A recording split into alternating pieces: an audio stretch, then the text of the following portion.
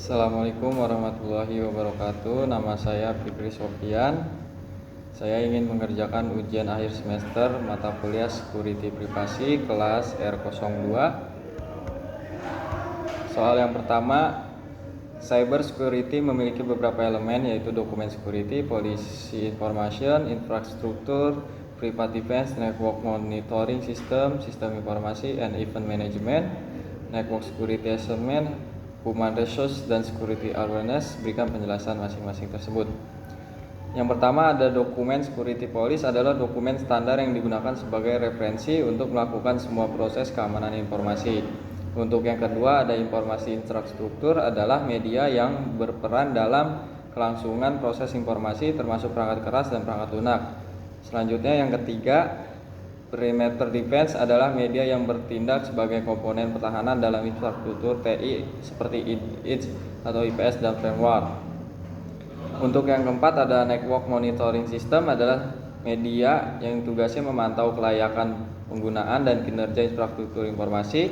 Selanjutnya yang kelima, sistem informasi dan event management adalah media yang berperan dalam memantau berbagai peristiwa di jaringan, termasuk peristiwa yang terkait dengan insiden keamanan. Selanjutnya yang keenam, network security assessment adalah elemen keamanan dunia maya yang berfungsi sebagai mekanisme kontrol dan memungkinkan keamanan informasi. Selanjutnya yang ketujuh, human resource dan security awareness dalam kaitannya dengan sumber daya manusia dan kesadaran keamanan informasi. Selanjutnya nomor 2, jelaskan beberapa pendekatan untuk forensik analisis dari email. Email merupakan salah satu fasilitas internet yang banyak digunakan untuk komunikasi atau bertukar informasi. Hal ini memungkinkan pihak ketiga menyalahgunakan email untuk mendapatkan informasi secara legal dengan mengubah identitas pengirim dan menjadikan seperti email yang berasal dari email yang sah. Aktivitas tersebut bisa dikenal dengan istilah email spoofing. Untuk dapat mendeteksi adanya email spoofing, maka perlu adanya investigasi forensik email terhadap email spoofing. Salah satu teknik investigasi forensik email adalah menggunakan analisis header email. Teknik ini bekerja dengan memeriksa atau membandingkan value yang terdapat pada beberapa header email yang ditetapkan sebagai parameter deteksi email spoofing.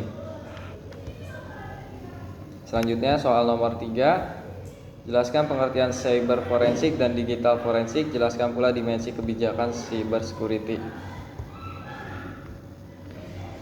Forensik komputer adalah salah satu cabang ilmu forensik yang berkaitan dengan bukti legal yang ditemui pada komputer dan media penyimpanan digital. Forensik digital merupakan salah satu cabang dari ilmu forensik, terutama untuk menyelidiki dan memulihkan konten perangkat digital berkaitan dengan bukti legal yang terdapat pada perangkat komputer dan media penyimpanan digital lainnya.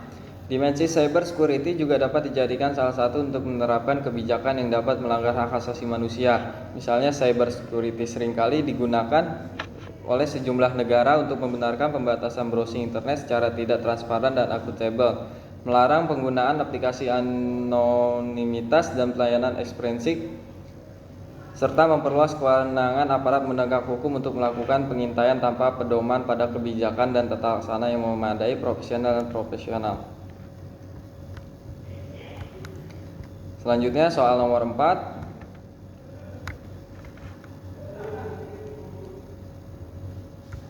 Berdasarkan pedoman pertahanan cyber, jelaskan prinsip dan sasaran pertahanan cyber di Indonesia, dan jelaskan bagaimana menurut pendapat saudara tentang urgensi pertahanan cyber di Indonesia. Prinsip-prinsip pertahanan cyber itu yang pertama, memiliki model pengamanan informasi yang struktur dan terintegrasi. Yang kedua, ada faktor kerahasiaan, integritas, dan ketersediaan pertahanan cyber harus dipastikan sejak tahap rancangan. Selanjutnya yang ketiga, pertahanan cyber mengandung unsur kebijakan, kelembagaan, teknologi, dan infrastruktur pendukung serta sumber daya manusia. Selanjutnya yang keempat, ada implementasi pertahanan cyber harus dilakukan oleh sumber daya manusia yang memiliki kompetensi. Selanjutnya yang keenam, dilakukan secara efektif dan efisien. Yang ketujuh, ada penetapan zona pengamanan berdasarkan klasifikasi SDM yang terlibat seperti administrator.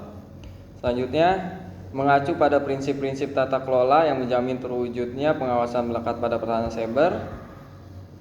Untuk sasaran yang hendak dicapai pedoman ini adalah yang pertama, terdapat pemahaman atas situasi dan kondisi terkini menyangkut ancaman dan serangan cyber khususnya dalam sektor pertahanan termasuk penanganan baik di dalam dan luar negeri. Selanjutnya adanya terbangunnya kesadaran akan arti penting pertahanan cyber dalam rangka pengamanan sumber daya informasi khususnya sektor pertahanan dan secara umum bagi struktur krisis nasional. Selanjutnya yang ketiga, ada terlibatnya semua pihak terkait secara penuh dan terpadu dalam inisiatif pertahanan cyber di lingkungan.